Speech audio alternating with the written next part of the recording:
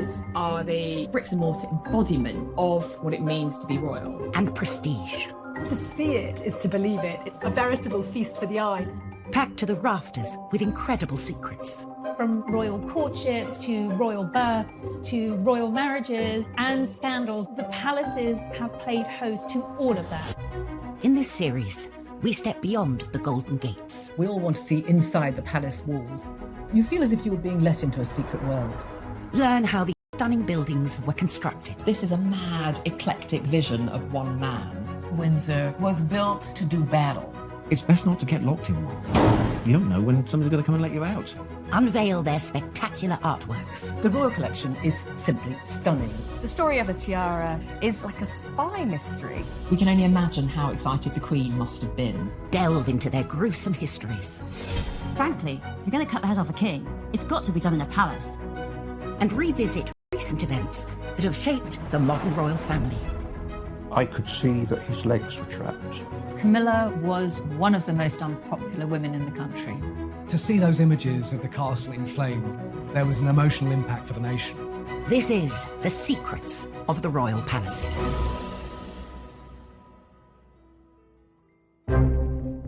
This time, we go behind the scenes with the builder who took on one of the most complex renovation jobs in the Windsor Castle restoration. We'd got 2 draftsmen drawing for the best part of a year before we even started to make anything. Get an inside look at the residents accommodating an ever-growing royal family, Kensington Palace. It was a very neat house once upon a time, but when monarchy got hold of it, they turned it into something of an architectural monster. Uncover the secrets sewn into the Queen's most iconic outfit. Hartnell actually added a wonderful secret detail, which is a little 4-leaf shamrock. We discover the most bizarre palatial presents the Queen has ever received. She was given a crocodile, and Sir Martin Charteris, her private secretary, had to put it in his bath on Britannia. And we reveal the castle with the 16th century murder mystery that went horribly wrong. It was going to be the perfect crime. Kill Darnley, blow up his house, no one will be any the wiser.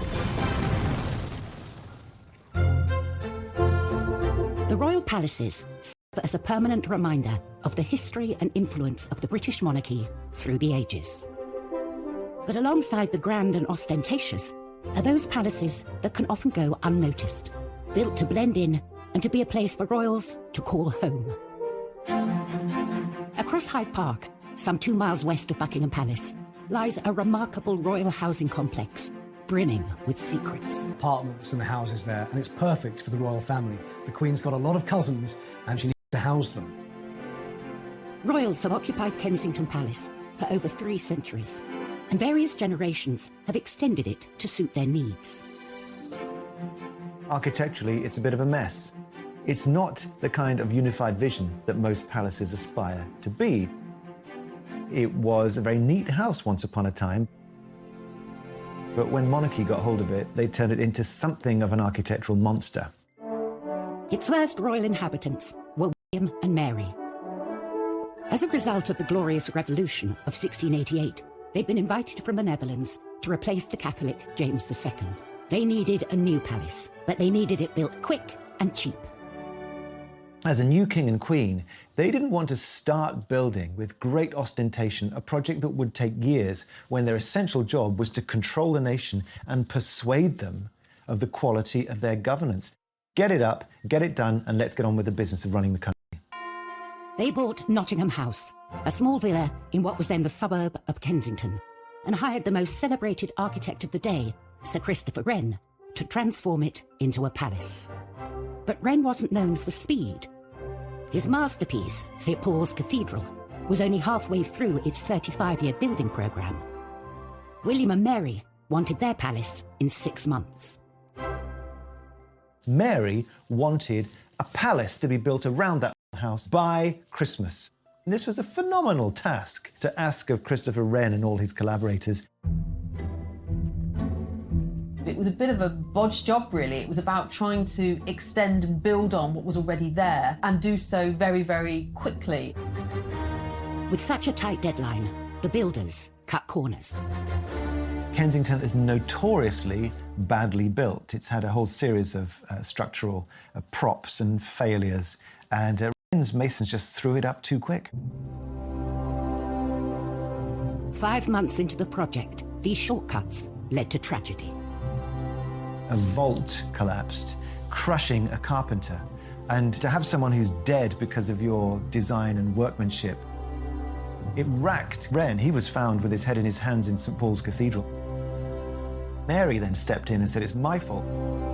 To have a monarch feel responsible for deaths because of your building project is quite extraordinary. Rather pitifully, we know she wrote to William and said, it showed me the hand of God plainly in it, and I was truly humbled.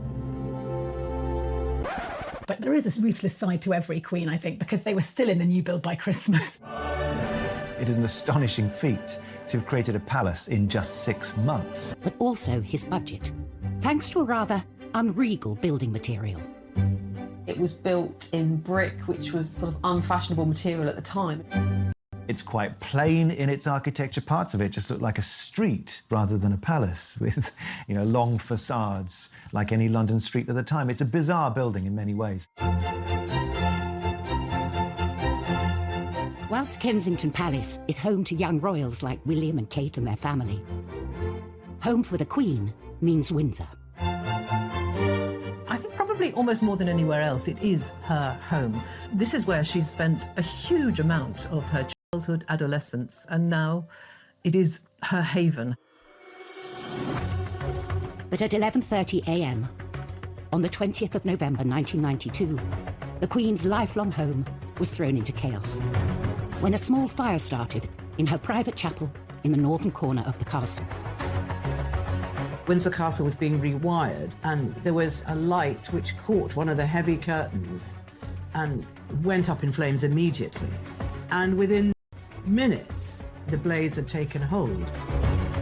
In total, 225 firefighters were called to the scene, with 36 vehicles battling to save the palace. It could be seen for miles and miles around, and of course it seemed like there was a symbol of the monarchy burning. To see it in flames, I think, did have an emotional impact for many people in the UK. And no one felt that impact more than the Queen herself. The Queen was at Buckingham Palace and she was informed about the fire, and she got to Windsor as soon as she possibly could. She arrived to find the palace she calls home burning out of control. It was clear to see that it was very distressing for her, watching the fire sweeping through and people desperately trying to tackle the blaze. As firefighters battled to bring the fire under control, the royal family leapt into action and helped organise a rescue mission to save the castle's many priceless treasures from the path of the raging flames. They formed a human chain, masterminded by Prince Andrew, who knew every inch of that castle. As a child, he'd explored it, and he knew where all the secret back passages and everything else were. The Queen was shocked, but she is pragmatic. She gets on with it, and she realised that she had to be part of the effort to save what they could. And they did. The royal family were part of the chain there to get stuff out. We can reveal that in the end, only 2 works of art were lost in the fire. The blaze took 15 hours to bring under control. What had started as a small electrical fire in the royal chapel had spread outwards into 2 of the palace towers and totally destroyed in rooms, had been completely destroyed. It was so dramatic and so terribly sad. And the next day, the Queen surveyed the ruins, and as she walked through the charred remains of some of her possessions, she seemed like a little old lady, who had lost something so treasured to her. Despite the devastation, the plan to rebuild started straight away. There was a competition for the redesign, won by a firm of architects who worked with oak specialists, Venables Brothers. We'd got 2 draftsmen drawing for the best part of a year before we even started to make anything. Initial reports suggested repairs would cost up to £60 million. Could take 10 years for the castle to dry out. Once you've got the job, you realise the size of the task that you've undertaken. And the question of exactly what form the reconstruction would take involved some controversial decisions. The Queen and the Duke of Edinburgh really were in charge of the restoration. They had a dilemma. Do they try and restore rooms back to exactly how they were? Could they even afford that? Or do they do something different? My blood pressure went up and I think I went grey in the process. Coming up on Secrets of the Royal Palaces, we reveal the secrets of the Tudor toilet. Going to the loo with Henry VIII was the top job in the Tudor court. And we go behind the scenes of the greatest historic building project ever attempted in 20th century Britain. The design that they came up with was absolutely stunning and probably the most complicated piece of oak joinery we've ever been involved in.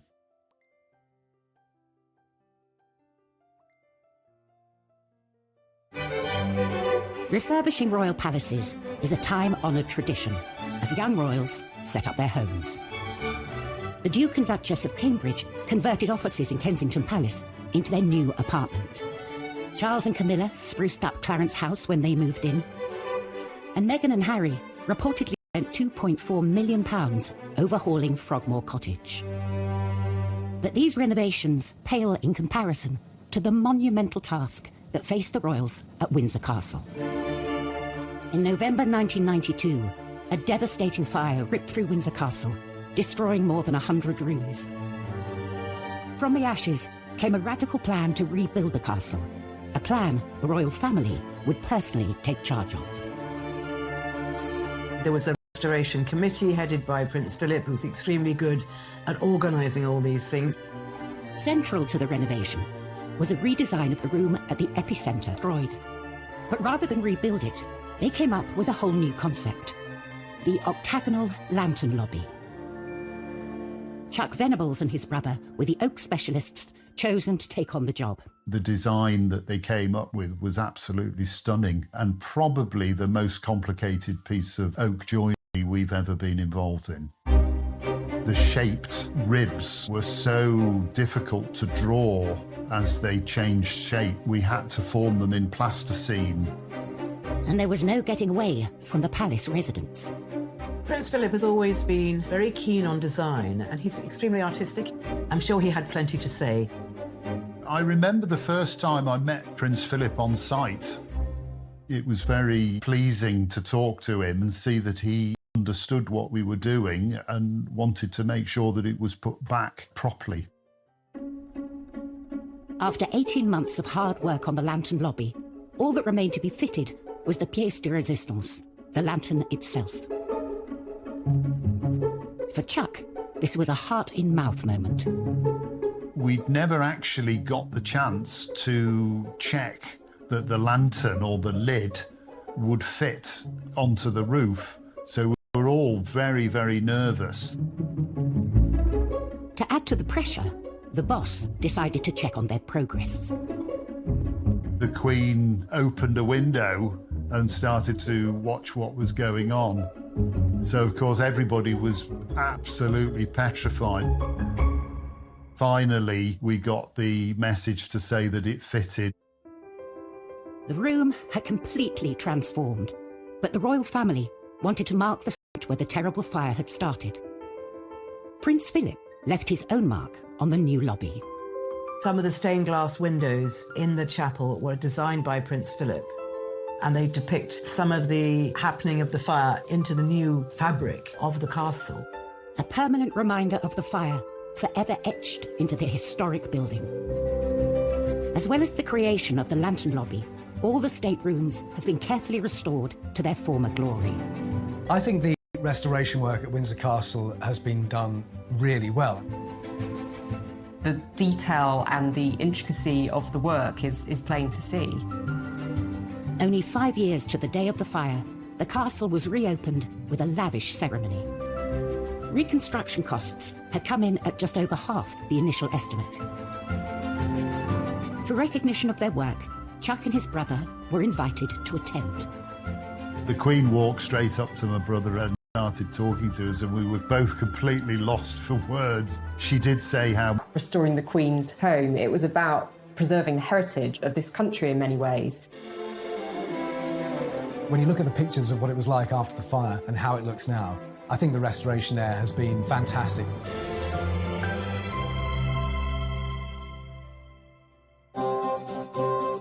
From the glitz and showmanship of a palace stateroom to the rather less glamorous, but no less essential, palace toilet. Every castle needs them, but in the past, royal toilets have held some extraordinary secrets.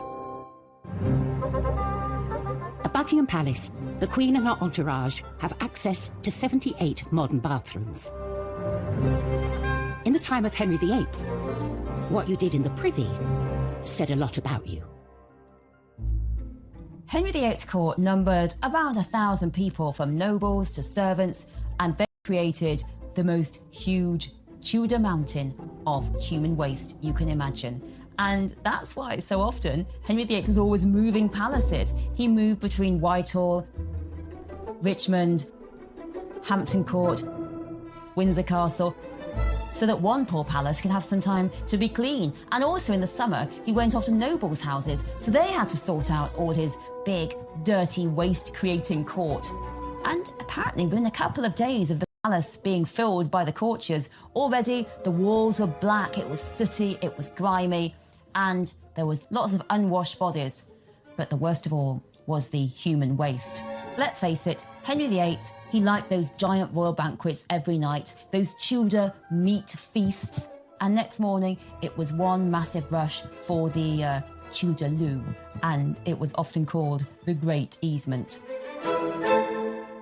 And there was a real hierarchy of the toilet at Henry VIII's court. For the poor people, they had a group toilet, 14 or so people going to the loo together, and it was a bit like sitting together on a tube train, and all the waste fell into the moat, so it wasn't really very hygienic. The worst job of all was the royal gong scourer, or the royal toilet cleaner, all day long cleaning up toilets. The next one was the aristocracy, the nobles. They used private lavatories. At the top was Henry himself, who had a velvet box that travelled with him. And when Henry used his royal box, he was attended by what was known as the groom of the stool to help him onto the loo, and also any ablutions that might be needed while Henry was using the toilet. This job got more and more difficult as every man wanted to be the groom of the stool, because you got to talk to the king one-to-one in his intimate moment, and you could tell him what your family wanted in terms of money. So going to the loo with Henry VIII was the top job in the Tudor court. Lucky, lucky you. Henry VIII's vast appetite for food was matched by his appetite for ostentatious palaces, and he wasn't the only one. King George I was out to impress with his extravagant interior design decisions. Kensington Palace was created by Sir Christopher Wren by extending and redesigning Nottingham House. It was done on a budget and in a hurry. From outside, it looks unremarkable, but within its walls lies another world. Once inside, you must think, so this is what it is. This only reveals itself to those privileged enough to come inside. It is a hidden labyrinth of diverse and, on occasion, wonderful rooms. These extraordinary interiors came about during the reign of King George I. Finding Kensington very agreeable, George decided against a dramatic remodelling. Instead, he opted to create the illusion of grandeur through some clever painting. Controversially, he hired painter William Kent, who'd never worked on a royal palace before. I think the choice of William Kent is interesting. He undercuts the royal painter by several £100s. And he's an outsider. He's a sign painter from Yorkshire. George's gamble on Kent paid off. For the last 300 years, visitors to the palace have been immediately immersed in the colourful world of the Georgian court. Kent, by 1724, had turned Wren's boring old wooden panelled staircase into a trompe-l'oeil, a trick of the eye feat of mural painting, in which you have a great arcade with all of the characters of court in their extraordinary dress. There are over 40 from the court, and one of them is Kent himself. He shows himself with his mistress. The lively scene also includes some of the lowlier members of the court. Mehmet and Mustafa were Turkish prisoners of war who became trusted servants to George I. Mehmet was the only person who was to look after his piles, so that's a particular badge of honour. And you'll also spot Peter the Wild Boy, a child who was found wild foraging in the woods in George I's native Hanover. It's always been a bit of a game. Who were these players on the walls? And you can, of course, go and see them today and try and work it out for yourself. George now had rooms fit for a king, but Kensington Palace presented another problem. There was no room to accommodate his mistress. Melis Stick-like character was known as the Maypole. The Maypole had to have new accommodation, so the masons arrived, the brickmakers, and up was thrown a new courtyard for her accommodation. With her self-contained apartment complete, the king would visit the Maypole, regular as clockwork, between 5 p.m. and 8 p.m. every day. In many ways, I suppose George I might be said to be a king who had his cake and wanted to eat it.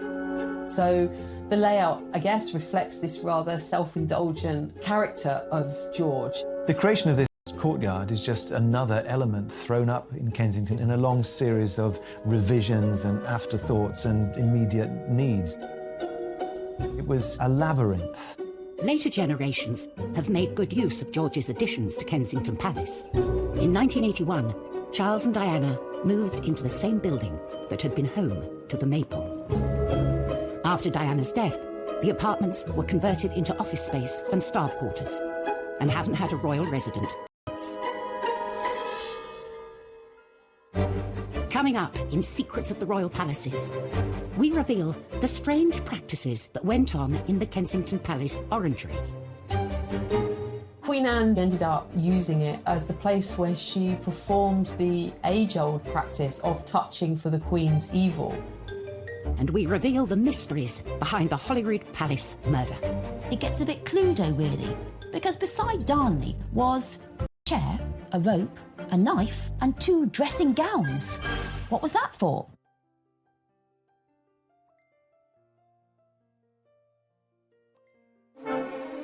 Since the reign of Queen Victoria, Buckingham Palace has been the monarch's HQ, a symbol of the prestige of royalty. But that celebrated reputation was brought into question when one particular monarch moved in. Victoria's promiscuous son Bertie is known to have accommodated dozens of mistresses during his time at Buckingham Palace. So, Edward VII, he was Mr. Mistress. Let's put it that way. There was mistress after mistress. He was known as Edward the Caresser because there were so many of them. And in Europe, well, that's when Bertie indulged himself with courtesans and the best ladies of the night. There is in Paris a special chair he used. It's the weirdest looking thing you can imagine. You sort of look at it thinking, how on earth did he use that? It was because, by this point, he was hugely fat. So he basically used this chair for him to sit on and at least one lady beside him, probably 2. They had to do all the work and he just sat there. The Playboy Prince of Wales became king in 1901 and took up his position at the grand and sophisticated Buckingham Pit with all the girls and finally focus on his long-suffering wife, Queen Alexandra. But that wasn't the case. He just carried on with the mistresses, and one he particularly let go of was Mrs. Alice Keppel. And what a coincidence, because she is actually the great-grandmother of Camilla, Duchess of Cornwall. Well, certainly Alice Keppel was a very successful mistress to Edward VII. He was always devoted to her, even though there were other ladies around. And the king had a very short reign because he was pretty old and pretty ill when he came to the throne. And when he was finally dying, Alice was brought to his deathbed. I mean, unimaginable. Apparently the Queen allowed this. The deathbed at Buckingham Palace should be so dignified, so solemn. And Alice gets hysterical, shouting, "What's going to become of me? Me!" and gets hustled away because of all the hysteria. I think the biggest rebellion Edward VII could ever make against Victoria and her vision of the moral monarchy was to have his mistress at his deathbed in Buckingham Palace.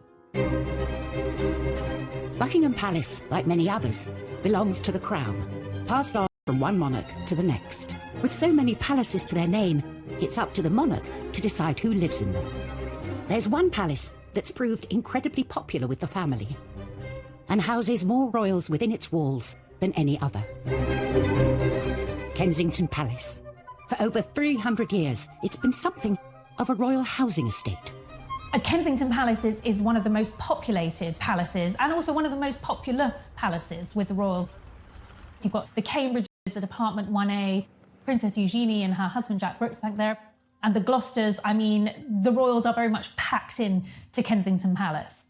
It's like a little royal village in the centre of Kensington. Over the centuries, the palace has been altered to accommodate the extended royal family. But its most impressive building wasn't built for a royal. Its purpose was to grow fruit trees in. The orangery was commissioned by Queen Anne in 1704. It was all about housing her exotic plants, in particular her citrus trees. She was very worried that they were going to get frostbite. But, you know, being a queen, she didn't just stick up a greenhouse. Anne instructed that her orangery should be both functional and beautiful. What she managed to achieve there was something harmonious, beautifully organised, very clearly functional, purposeful. It had ducts made of brick underneath the floor so that hot air would be swept in and would allow these oranges and citrus to grow throughout the winter. The interior had fine plasterwork, the exterior very beautifully modelled brickworks. It's a building designed to be seen. Costs for the orangery more than doubled during construction. Inside, to see it is to believe it. It's absolutely delightful. It's a veritable feast for the eyes. So lovely was Queen Anne's new orangery that she found it too good to use only for gardening. She ended up using it as a ballroom and also as the place where she performed the age-old practice of touching for the Queen's evil. The Queen's evil was a name given to a disease called scrofula, which affects the lymph glands, and you have a swollen neck. That's the main symptom. And it's thought that it could be cured by contact with monarchs, because they are God's appointed on earth. The orangery presented the perfect location for Anne to meet with the sick without inviting them into her home. You can actually go present yourself with your ailment and she would, heal you, make you better simply by being a queen and touching you. The Hanoverian monarchs that followed Anne had little interest in curing the sick. They turned the orangery into a party venue, which it still is to this day. With the likes of Simon Cowell hosting star-studded parties and hotel heiress Nicky Hilton holding her wedding reception there, the Palace Orangery is as fashionable as it ever was. From parties to the young royals choosing to make Kensington their home, it's a palace that will be forever linked with the trendy and chic side of royal life. But for other royal palaces, their reputations have been forged out of dark and sinister secrets. Holyrood Palace in Edinburgh is stained by the turbulent reign of Mary Queen of Scots. 1567, the 10th of February, there is the biggest murder mystery in Scottish royal history. Central to this whodunit is Lord Darnley, Mary's deceitful and often estranged second husband. Lord Darnley is recuperating from an illness, possibly syphilis. He's in a house just by the city walls, and late one night there was a massive explosion. This huge explosion that rocked all Edinburgh woke Mary up in Holyrood House, and Darnley's house had been entirely blown up. It was going to be the perfect crime. Kill Darnley, blow up his house, no one would be any the wiser. But Darnley managed to escape. And there's an amazing map drawn by the spies at the time that show you exactly what happened. Darnley managed to get away to the nearby orchard. And there he is found dead with his servant. And now it gets a bit Cluedo, really. Because beside Darnley was a chair, a rope, a knife, and 2 dressing gowns. What was that for? Well, what we think happened is that Darnley heard the dagger with him to stab and the dressing gown because he was just wearing his nightshirt, as was his servant. So, you want to be a bit more dressed when you're fighting off some baddies. But the ruffians were too quick for him. They smothered him and his servant in the orchard, and then they all ran off. Mary Queen of Scots was herself suspected of the crime. Years later, the murder of Darnley was still being blamed on inhabitants of Holyrood House. During the Victorian period, the maids said to visitors that there was a Darnley bloodstain, and they used to charge visitors a couple of pennies to go and look at this Darnley bloodstain, but actually they'd put it on themselves. So if you ever go to Holyrood House and you're offered a chance to see the Darnley bloodstain, it's going to be made out of red food colour. Tourists still flock to Holyrood today for a closer look at the palace's fascinating secrets. 400 miles south of Buckingham Palace, the grand staterooms entice visitors from around the world when they're open to the public every summer. A chance to witness firsthand the iconic riches housed within. Clothing is such an important part of the major events in our lives, and when it's done well, it communicates everything that is really important at that precise moment to the wearer and to the occasion. The 2nd of June, 1953, Elizabeth II's coronation. For the first time, the whole ceremony, as well as the famous appearance on the Buckingham Palace balcony, would be televised. With the eyes of the world on her, it was essential she had the right dress. A dress so special, it would have secrets sewn into its very fabric. The Queen's coronation dress is just stunning. There's no other way to describe it. It was made by the leading British couturist at the time, Norman Hartnell. Elizabeth knew this dress would go down in history, and she proved a very hands-on client. The 4 national emblems of England, Scotland, Ireland and Wales were already going to be included. The Queen came up with a rather wonderful suggestion to also include emblems for each of the dominions over which she was becoming Queen. You can make out the maple leaf of Canada, the wattle of Australia. You can see the lotus flower of India, and then the wheat sheafs of Pakistan. The whole dress becomes a true symbol of the reach of Queen Elizabeth II. Hartnell loved the young Queen's ideas, but they didn't see eye to eye on everything. Originally, Hartnell represented Wales, but more official Welsh symbol of the leek.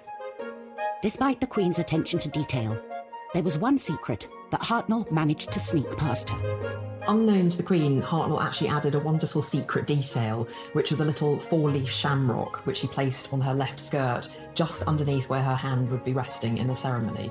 A secret message from the designer to the Queen on the dress that would be immortalised as part of the coronation ceremony. And the day would be complete when Elizabeth II stepped out onto the famous Buckingham Palace balcony to wave to a mall packed with her subjects. The glitter, the glamour, just the pure historicity of it all must have been magnificent. The dress is now part of the royal collection displayed at Buckingham Palace, a palace so integral to its story. Coming up on Secrets of the Royal Palaces, step inside the top secret dressing rooms of Elizabeth I. These were her secret spaces where the makeup went on and no man could go. And we unearth some of the most unusual gifts housed within the palaces. The gift was a massive 6-foot-long grasshopper made by the French surrealist artist François-Xavier Lalande.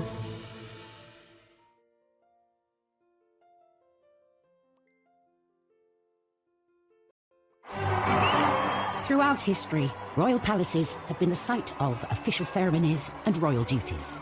But when the crowds depart and the cameras turn off, it's a different story.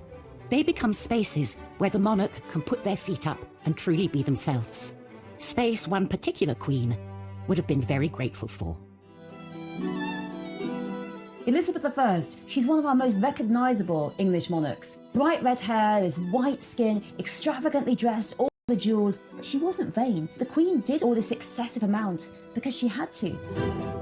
Her image was so vital to her. She knew that people had to see the Queen as majestic, as perfect, as healthy. Because if the Queen wasn't beautiful and healthy, it was thought that the kingdom wouldn't be beautiful and healthy.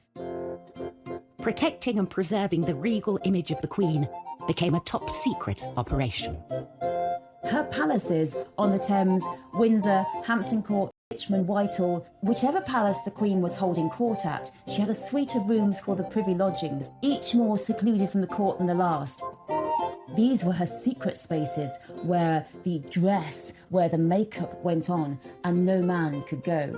Only her private ladies went with her, and they helped her with her makeup. The secret of what lay behind Elizabeth I's incredible image was one not to be revealed. Elizabeth's makeup was white in the skin as a kind of face mask, came from what's known as Venetian ceruse, made of lead and vinegar. And on top of this, she wore a rouge, which was lead carbonate and lead hydroxide. And then she had these lipsticks made from ground alabaster. So she was ingesting all this toxic material through the skin. And we know now that these caused all kinds of side effects, digestive effects, insomnia, headaches and respiratory problems. She died aged 69, and I do wonder whether some of it hastened her death and made it more painful.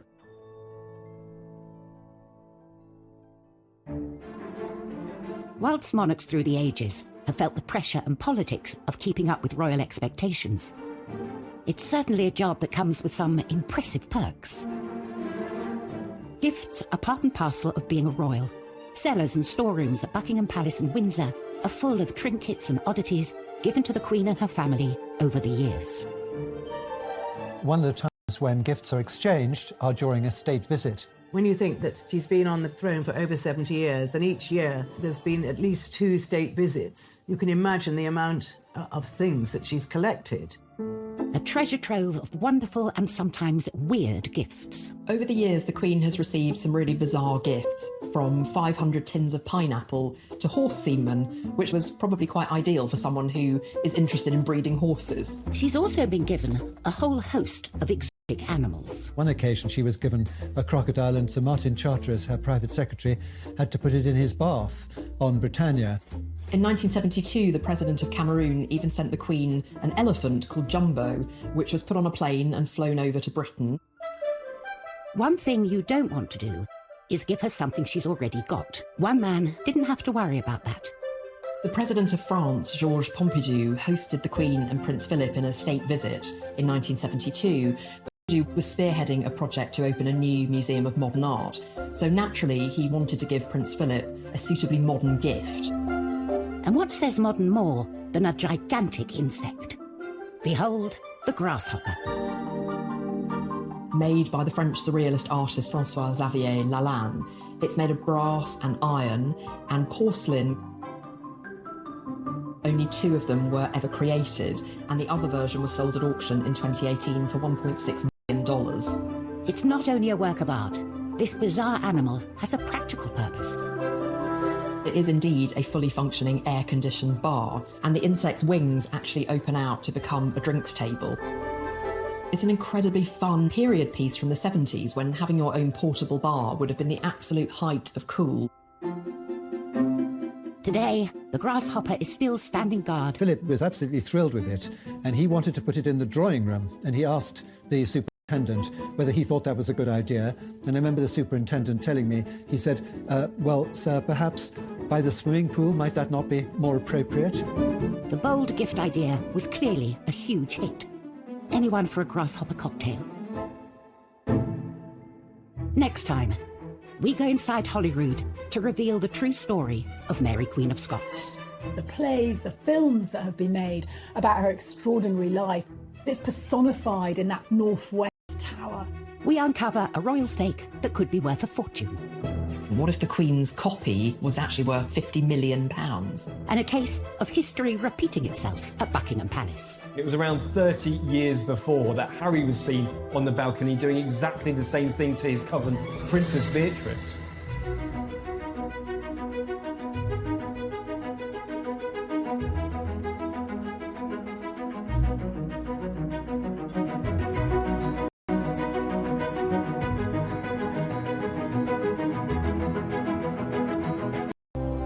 To have a monarch feel responsible for deaths because of your building project is quite extraordinary. Rather pitifully, we know she wrote to William and said, "It showed me the hand of God plainly in it, and I was truly humbled." But there is a ruthless side to every queen, I think, because they were still in the new build by Christmas. It is an astonishing feat to have created a palace in just 6 months. But also his budget, thanks to a rather unregal building material. It was built in brick, which was sort of unfashionable material at the time. It's quite plain in its architecture. Parts of it just look like a street rather than a palace with, long facades like any London street at the time. It's a bizarre building in many ways. Whilst Kensington Palace is home to young royals like William and Kate and their family,